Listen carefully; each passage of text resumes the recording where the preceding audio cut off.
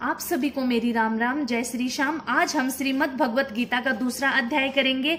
संजय ने कहा, हे राजन, तब श्री कृष्ण व्याकुलचित अर्जुन से बोले, हे अर्जुन, अनर्थ के सेवन करने योग्य अपयस कारक मोह इस समय तुम्हारे मन में कहां से आया?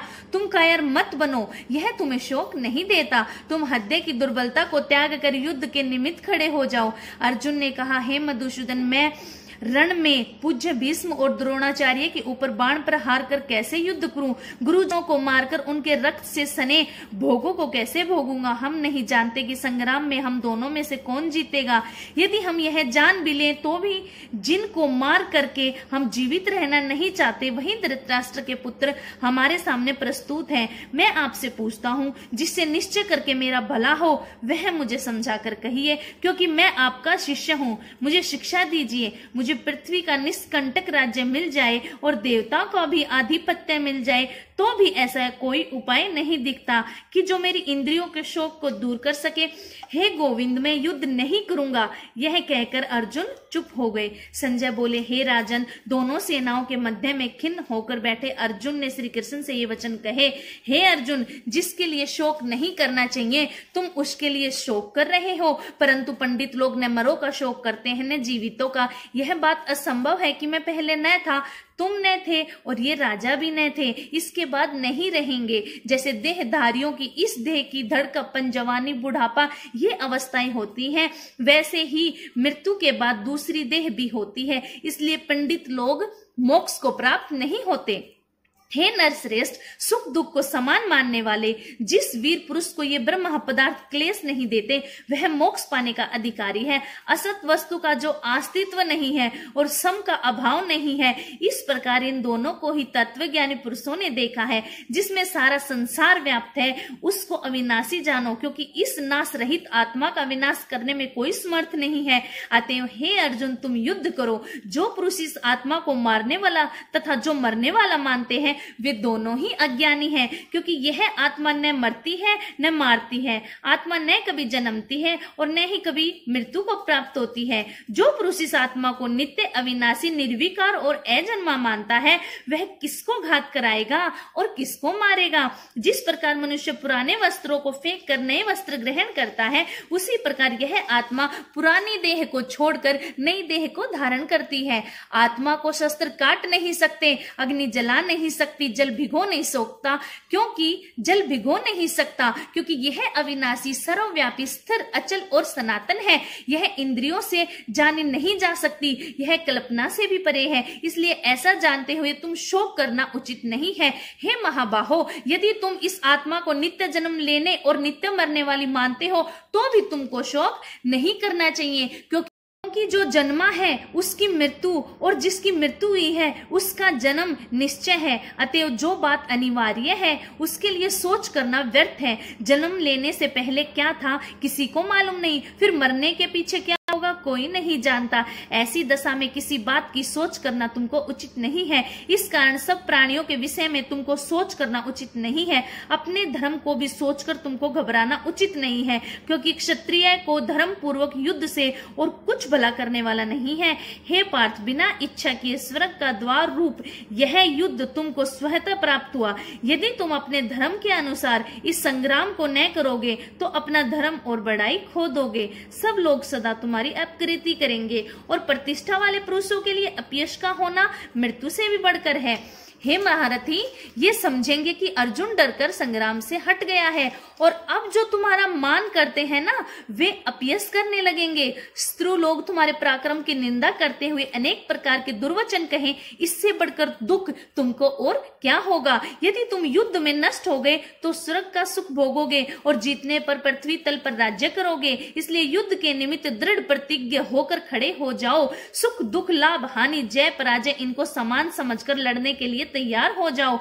ऐसा करने से तुम पाप को प्राप्त नहीं होगे। हे पार्थ, यह ज्ञानोपदेश ज्ञान योग के विषय में तुमसे कहा गया। अब निष्काम कर्म योग के विषय में सुनो। इस ज्ञान को पाकर कर्म बंधन से मुक्ति होगी। कर्म योग मार्ग एक बार प्रारंभ किए बिना कर्म का नाश नहीं होता और विघ्न पड़ने पर भी शुभ फल होता है। और इस कर्म का केवल प्रारंभ ही संसार के भय से छुड़ाकर पूर्ण ब्रह्म प्राप्त कराता है। निश्चय करने वाली बुद्धि इस निष्काम कर्म में एक ही है और कामना वाले पुरुषों की बुद्धि एकाग्र नहीं होती, उनकी शाखा पर शाखाएं होती हैं। ऐसी दशा में मनुष्य संदेह में रहता है।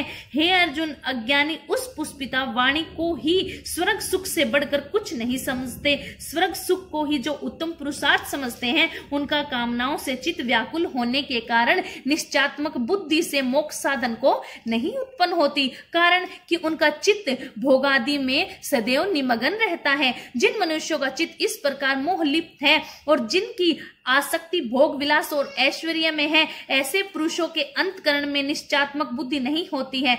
हे अर्जुन, वेद त्रिगुणात्मक हैं, तुम निष्काम हो जाओ। सुख दुख को समान जानकर नित्य योग क्षेम आदि स्वार्थों में न पड़कर धीरजवान और आत्मनिष्ठ हो। जैसे छोटे छोटे अनेक जलाशयों में मनुष्य का कार्य सिद्ध नहीं होता है, बड़े जलाशयों में वे सब प्रयोजन अचानक ही सिद्ध हो जाते हैं, उसी तरह संपूर्ण वेदों में कहा हुआ काम कर्मों का फल ब्रह्मा में भक्ति रखने वाले मनुष्य को सहज में ही प्राप्त होता है। तुमको केवल कर्म करना चाहिए, फल तुम्हारे अधिकार में नहीं है।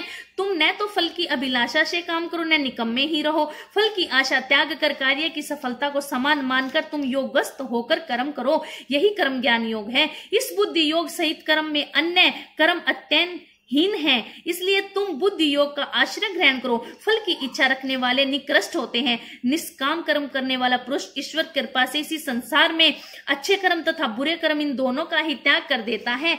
इसलिए तुम निष्काम कर्म से लीन हो जाओ। कर्म फल को त्याग कर ही बुद्धि युक्त ज्ञानी पुरुष जन्म बंधन से हटकर मोक्ष को प्राप्त होते हैं। जब तुम्हारी बुद्धि मोह बन के बाहर निकल जाएगी ना, तब तुम्हारा मन आगे सुनने वाली तथा हुई बातों से विरक्त हो जाएगा। अनेक श्रुति स्मृतियों के वचनों को सुनने से तुम्हारी बुद्धि भ्रमित हो गई है। जिस समय वह निश्चल होकर आत्मा में स्थित होगी, तभी तुमको तत्व ज्ञान प्राप्त होगा। अर्जुन ने पूछा, हे केशव, आत्म स्वरूप में निश्चल बुद्धि वाला किसको कहा गया है? उसके लक्षण क्या है? श्री कृष्ण भगवान जी बोले, हे अर्जुन, जो महापुरुष मन की सब कामनाओं को त्याग देता है और अपने आप में ही प्रसन्न रहता है, उसको निश्चल बुद्धि कहते हैं। दुख में किसके मन को खेद नहीं होता और सुख में किसको आसक्ति नहीं होती और प्रीति भय क्रोध जिसके जाते रहते हैं, वह महात्मा स्थिर बुद्धि वाला मुनि कहलाता है। जो शुभ पदार्थ पान प्राप्त होने से हर्ष व्यक्त नहीं करता और अशुभ से अप्रसन्न नहीं होता, उसी को स्थिर बुद्धि जानना चाहिए। और कछुआ जैसे अपने अंगों को सिकोड़ लेता, उसी तरह जो पुरुष अपनी इंद्रियों को विषयों से हटाता है, उसी की बुद्धि स्थिर जाननी चाहिए। निराहारी पुरुषों के विषय घट जाते हैं, परंतु विषयों में उनकी चाह बनी रहती है। परम ब्रह्म का अनुभव होने पर चाह भी घट जाती है। हे अर्जुन, मोक्ष में प्रत्यक्ष करने वाले विद्वान व्यक्ति को भी प्रबल इंद्रिय बलात्कार से उसके मन को जीत लेती है। इसलिए सब इंद्रियों को विषयों से रोक मेरे विषय में तत्पर हो जावे। जिसने इंद्रियों को वश में कर लिया है, उसी की बुद्धि निश्चल है। जो पुरुष विषयों के ध्यान में रहता है, उसकी प्राप्ति हो जाती है। प्राप्ति होने से कामना होती है, इच्छा के पूर्ण न होने से क्रोध की उत्पत्ति होती है, क्रोध से अविवेक होता है, अविवेक से स्मरण शक्ति नष्ट हो जाती है, स्मरण शक्ति के नाश होने से बुद्धि नष्ट हो जाती है। जिसकी बुद्धि का नाश हुआ, वह विनाश को प्राप्त होता है। जो पुरुष राग द्वेष से रहित हो अपने मन को वश में रखता है, वह शांति को प्राप्त होता है। शांति मिलने पर सब दुखों का नाश हो जाता है। प्रसन्न चित्त वाले की बुद्धि उत्पन्न नहीं होती, ईश्वर में भावना नहीं होती। भावना के न होने से शांति प्राप्त नहीं होती। अशांत को सुख कहां से मिलेगा? जैसे वायु नाव को जल में खींच ले जाती है, उसी प्रकार इंद्रिया उस पुरुष की बुद्धि का नाश कर देती है, जिसका मन विषय सिद्धि से इंद्रियों के पीछे लग जाता है। इस कारण हे महाबाहो, जिसने इंद्रियों को विषयों से सर्वथा रोक रखा है, उसकी बुद्धि स्थिर है। जो सब प्राणियों की रात है, उसमें संयमी जागता रहता है और प्राणी मात्र समय जागते हैं, मुनिजनों की वह रात्रि है। जिस प्रकार से जल से भरे समुद्र में और नदियों का जल भरने पर भी वह अपनी मर्यादा में रहता है, उसी प्रकार जिस पुरुष में इच्छा के न रहने पर भी सब विषय भोग प्रवेश करते हैं, उसी को शांति मिलती है। विषयों की इच्छा करने वाले को शांति नहीं मिलती। जो सब कामनाओं को छोड़कर तथा इच्छा रहित विचरता है और ममता अहंकार जिसमें नहीं है, वह शांति को प्राप्त होता है। हे पार्थ, स्थिति यही है। ऐसी स्थिति मिल जाने पर प्राणी फिर मोह में नहीं फंसता और अंत समय में निर्वाण ब्रह्मा को प्राप्त होता है। इति श्री भगवत गीता शुक्निषदुब्रह विद्या योग शास्त्रे श्री अर्जुन संवादे आत्म संयम योगो नाम अध्याय। दूसरे अध्याय का महात्म्य। श्री नारायण जी बोले, हे लक्ष्मी जी, दक्षिण देश में एक पूर्ण नाम का नगर था। वहां एक देव सुशर्मा धनवान रहता था। वह साधु सेवा करता था। जब संत सेवा करते हुए बहुत दिन बीत गए, तब एक बाल नामक ब्रह्मचारी आया। उसकी बहुत सेवा करी और विनय करी कि हे संत जी, मुझे कृपा कर श्री नारायण जी को पाने का ज्ञानोपदेश दो, जिससे मेरे जीवन का कल्याण हो और मेरी मुक्ति हो जाए। तब ब्रह्मचारी ने कहा, मैं तुम्हें गीता जी के दूसरे अध्याय का पाठ सुनाता हूँ, उसके सुनने से तुम्हारा कल्याण होगा, तुम उसे सुनो। एक अयाली वन में बकरियां चराता था और वहां मैं भजन करता था। एक दिन रात को अयाली बकरियां लेकर घर को चला। मार्ग में एक सिंह बैठा था। एक बकरी सबसे आगे चली आती देख शेर भाग गया। तब अयाली यह आश्चर्य देख बड़ा चकित हुआ और मैं वहां आ खड़ा हुआ। उस चरवाहे ने मुझसे कहा, मैंने क्या आश्चर्य देखा कि बकरी को देख शेर डर से भाग गया। आप त्रिकालीयज्ञ हो, वह वृत्तांत मुझे क्या सुनाओ। संत ने कहा, हे अयाली, मैं तुम्हें एक पिछली वार्ता सुनाता हूँ। यह बकरी पिछले जन्म में डायन थी।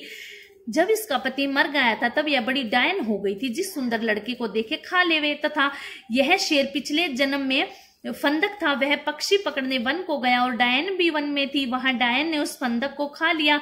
अब वही फंदक शेर हुआ और वह डायन बकरी हुई। शेर को पिछले जन्म की खबर है, इसलिए बकरी को देखकर शेर ने जाना कि यह अब भी मुझे खाने आई है। तब अयाली ने कहा, मैं पिछले जन्म में कौन था। तब संत ने कहा, तुम पिछले जन्म में चांडाल थे।